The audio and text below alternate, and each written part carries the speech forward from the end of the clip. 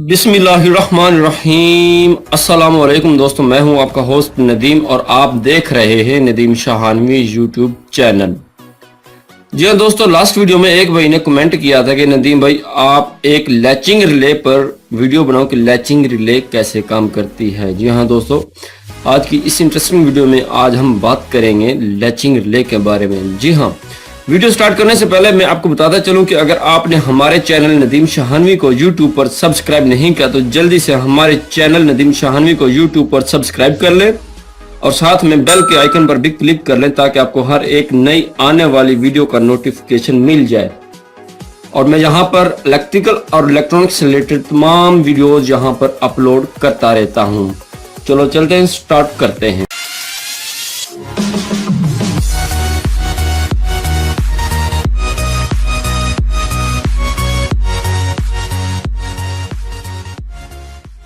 सबसे पहले मैं आपका कॉन्सेप्ट क्लियर कर दूं कि लैचिंग रिले को किस पर्पस के लिए यूज किया जाता है। लैचिंग रिले की वर्किंग दूसरी तमाम रिले से थोड़ी डिफरेंट होती है। जी हाँ दोस्तों, लैचिंग रिले एक इलेक्ट्रोमैकेनिकल डिवाइस है जिसकी मदद से पावर को कंट्रोल किया जाता है। जी हाँ दोस्तों, लैचिंग रिले को कम करंट के साथ ज्यादा करंट को कंट्रोल किया जाता है। वो कैसे किया जाता है मैं आपको बता देता हूँ। आप वीडियो को लास्ट तक देखिएगा ताकि आपका कॉन्सेप्ट भी क्लियर हो जाए।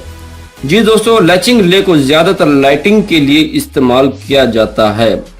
जैसा कि आपने अक्सर देखा होगा, सब स्टेशंस के अंदर और पावर हाउसेस के अंदर बड़ी बड़ी बिल्डिंग्स मौजूद होती हैं और उन तमाम बिल्डिंग्स के अंदर लाइट्स भी बड़ी बड़ी लगाई जाती हैं। मिसाल के तौर पर halogen lights, fluorescent tube lights और दूसरी तमाम हैवी लाइट्स को लगाया जाता है। इन सब लाइट्स को कंट्रोल किया जाता है लैचिंग रिले के जरिए। लैचिंग रिलेज को ज्यादातर ILP panels, ILP mean indoor lighting panels, जो कि बिल्डिंग के अंदर मौजूद तमाम लाइट्स को कंट्रोल कर रहा होता है, इस पैनल में लैचिंग रिले को यूज किया जाता है। इसके बाद दोस्तों ELP पैनल्स के अंदर यानी कि इमरजेंसी लाइटिंग पैनल्स के अंदर, जो कि किसी भी वजह से सप्लाई फेल होने की सूरत में लाइट्स को टर्न ऑन कर देता है, आप इससे मैनुअल और ऑटो दोनों तरीकों से ही काम करवा सकते हैं। इस पैनल में भी यूज की जाती हैं। इस रिले को और भी दूसरी जगहों पर कसरत से यूज किया जाता है। जी हाँ दोस्तों, अब बात करते हैं लैचिंग रिले की कंस्ट्रक्शन के बारे में कि ये कैसी होती है। लैचिंग रिले एक MCB की तरह लगती है मगर इसका काम MCB से डिफरेंट होता है। लैचिंग रिले में एक कॉइल मौजूद होती है और A1 और A2 इसके अंदर मौजूद होते हैं, जो कि NO पॉइंट और NC पॉइंट को ऑपरेट करवाने के लिए हमारी मदद करती है। हमारे पास जो रिले मौजूद है ये AC 230 वोल्ट पर ऑपरेट होती है। इसके पॉइंट्स जैसा कि आप देख रहे हैं 1 और 2, 3 और 4, जहां पर आप इनपुट और आउटपुट के कनेक्शंस कर सकते हैं। लैचिंग रिले के ऊपर एक हैंडल भी लगा होता है, जो कि हैंडल नुमा बटन लगा हुआ है। जैसे कि आप देख रहे हैं ये एक हैंडल नुमा बटन लगा हुआ है। जब हम इसको नीचे की तरफ करेंगे तो ये टर्न ऑफ हो जाएगी, यानी कि आप इसको मैन्युअली तरीके से भी ऑफ करवा सकते हैं। सबसे पहले हम बात करते हैं लैचिंग रिले के ट्रिगर पल्स पर काम करते हैं। जी हाँ दोस्तों, यहाँ पर एक आपका मेन कॉन्सेप्ट में क्लियर कर दूं, जो लैचिंग रिले है इसको सिर्फ ट्रिगर पल्स की जरूरत होती है और हम इसको ट्रिगर पल्स के जरिए ही ऑपरेट करवाते हैं। जी हाँ दोस्तों, यहाँ पर एक और इंटरेस्टिंग बात मैं आपको बता दूं कि तमाम हैवी लाइट्स को हम एक सिंपल पुश बटन की मदद से ट्रिगर पल्स देते हैं और लैचिंग रिले को ये push button NO push button होता है, जो कि आप लैचिंग रिले को ट्रिगर देने के बाद दोबारा अपनी नॉर्मल पोजीशन में वापस आ जाता है। और इसके बाद लैचिंग रिले सिग्नल देती है कि आपके कॉन्टेक्टर, मैग्नेटिक कॉन्टेक्टर को, जहां से आपकी लाइट्स की पावर को आउटपुट दी जाती है। मतलब ये हो कि आप तमाम लोड ना तो आपके बटन पर होता है और ना ही लैचिंग रिले पर होता है, तमाम का तमाम लोड आपके मैग्नेटिक कॉन्टेक्टर पर होता है। आप लैचिंग रिले को इसी NO पुश बटन के जरिए ऑन और ऑफ करवा सकते हैं। अगर आप इन सब लाइट्स के लिए लैचिंग रिले और मैग्नेटिक कॉन्टेक्टर को इस्तेमाल ना करें तो आपका सारा का सारा लोड एक बटन पर होगा, जो ज्यादा लोड होने की वजह से दूसरे बटन की सूरत में, यानी कि आपका जो बटन है वो बर्न हो जाएगा। इसीलिए बटन को सिर्फ पल्स देने के लिए ही इस्तेमाल किया जाता है, क्योंकि इन लाइट्स की पावर यानी इनके एम्पियर्स बहुत ज़्यादा होते हैं। लैचिंग रिले के साथ एक फ्यूज को भी लगाया जाता है ताकि करंट ज़्यादा होने की सूरत में आपकी लैचिंग रिले को प्रोटेक्ट किया जा सके। ज़्यादा करंट होने की सूरत में आपका फ्यूज बर्न हो जाएगा और आपकी रिले प्रोटेक्ट रहेगी। जी हाँ दोस्तों, अब बात करते हैं लैचिंग रिले के कनेक्शंस के बारे में कि इसके कनेक्शंस कैसे किए जाते हैं। जी हाँ दोस्तों, आपके सामने एक लैचिंग रिले की सर्किट ड्राइंग दिखाई हुई है जिसके अंदर लैचिंग रिले के कनेक्शंस को दिखाया गया है। आप देख रहे हैं, मैं आपका कॉन्सेप्ट क्लियर कर दूं कि ये लैचिंग रिले की एक सिंगल लाइन ड्राइंग है और उसके अंदर उसका एक पुश बटन और पुश बटन ऑन करने के लिए और पुश बटन इनके स्टॉप करने के लिए और उसके एक रिले को यूज़ किया गया है, लैचिंग रिले को। यहाँ दोस्तों हम फर्ज कर लेते हैं कि यहाँ से आपकी लाइन आ रही है और यहाँ पर हम एक फ्यूज़ लगा लेते हैं। जैसा कि यहाँ पर एक फ्यूज़ लगा ले और जो आपकी लाइन है इस फ्यूज़ में से होकर आपकी यहाँ पर आएगी लैचिंग लेके NO पॉइंट के इनके 2 नंबर पर।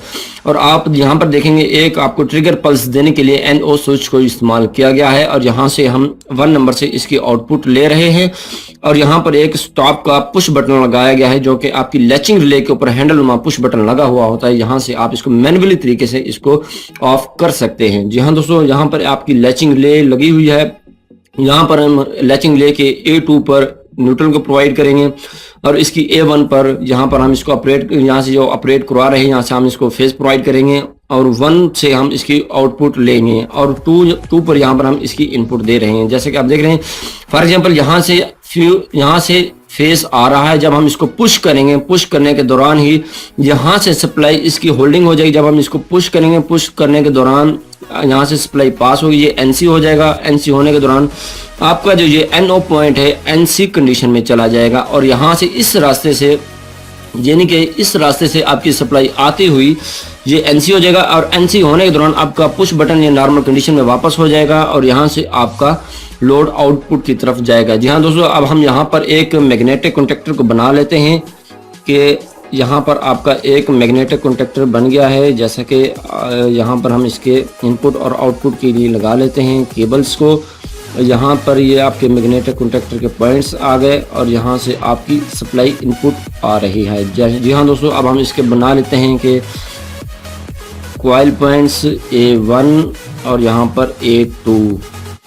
जी हाँ दोस्तों, हम इसको न्यूट्रल हम इनकी कॉमन कर देंगे यहाँ पर न्यूट्रल और इसके हम जो आउट आ रही है यहाँ पर हम इसको प्रोवाइड कर देंगे A1 में। जी हाँ दोस्तों, जब हम यहाँ से इसको पुश ऑन करेंगे यानी कि इसको क्लोज करेंगे, क्लोज होने के दौरान यहाँ से हमारी जो सप्लाई है मैग्नेटिक कॉन्टेक्टर की तरफ जाएगी और ये जो हमारे NO पॉइंट है बाद में हमारे NC पॉइंट हो जाएंगे और आप यहाँ से आउटपुट इजीली ले सकते हैं। जी हाँ दोस्तों, इसको हम ऑन भी यहीं से करेंगे और ऑफ भी यहीं से करेंगे क्योंकि हमारी लैचिंग रिले के अंदर ये सिस्टम मौजूद होता है, इसका इलेक्ट्रॉनिक सिस्टम मौजूद होता है। जब हम इसको एक बार ट्रिगर देंगे इसका पॉइंट यानी कि NC हो जाएंगे और दूसरी बार जब हम इसको दोबारा से ट्रिगर देंगे तो यहाँ पर हमारे पॉइंट NO हो जाएंगे, इस कंडीशन में हो जाएंगे।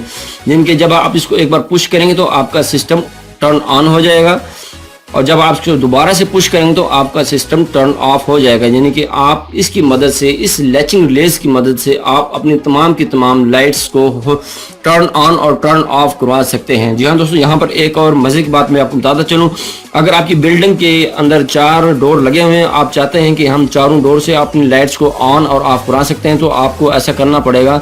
यहाँ से आप 2 वायर्स को लेंगे और इसके साथ भी एक और पुश बटन को लगा देंगे इस तरह से। जी हाँ दोस्तों, आप इस पुश बटन को यहाँ पर एक और पुश बटन लगा देंगे। अगर आप मज़ीद पुश बटन लगाना चाहते हैं तो आप इसी तरह आप पुश बटन लगाते जाएंगे, जितने आपके डोर होंगे वहाँ पर आप पुश बटन लगाते जाएंगे।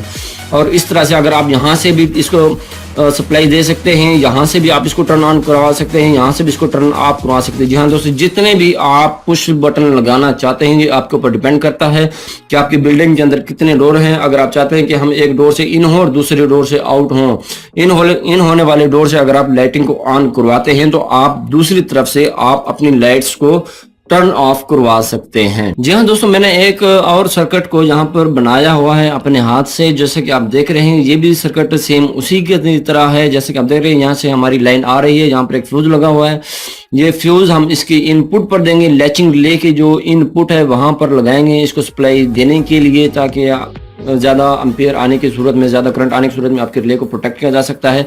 और यहाँ से उसी तरह ये सप्लाई आ रही है 2 पर, जब हम इसको पुश ऑन करेंगे, यानी कि इसको पुश करेंगे, ये इसके एनसी पॉइंट हो जाएंगे और उसके बाद आपकी लैचिंग रिले ऑपरेट हो जाएगी। ऑपरेट होने के दौरान आपकी यहाँ पर मैग्नेटिक कॉन्टेक्टर को सप्लाई चली जाएगी और मैग्नेटिक कॉन्टेक्टर को सप्लाई जाने के बाद आप यहाँ से इनके आउटपुट ले सकते हैं। जी हाँ दोस्तों, उम्मीद करता हूँ आपका कॉन्सेप्ट लैचिंग रिले के बारे में कॉन्सेप्ट आपका क्लियर हो गया होगा और आप मजीद अच्छे वीडियोस को देखने के लिए हमारे चैनल को सब्सक्राइब कर लीजिए और मैं यहाँ पर ऐसी तमाम वीडियोस अपलोड करते रहता हूँ। जी हाँ दोस्तों, उम्मीद करता हूँ आपको हमारी वीडियो बहुत पसंद आई होगी। पसंद आने की सूरत में हमारी वीडियो को लाइक कीजिएगा, शेयर कीजिएगा और साथ में कमेंट करके भी बताइएगा। जी हाँ दोस्तों, मैं था नदीम और आप देख रहे थे नदीम शाहानवी यूट्यूब चैनल। मिलते हैं नेक्स्ट वीडियो में। मुझे अपनी दुआ में याद रखिएगा, अपना बहुत सारा ख्याल रखिएगा। तब तक के लिए अल्लाह हाफिज। पाकिस्तान जिंदाबाद।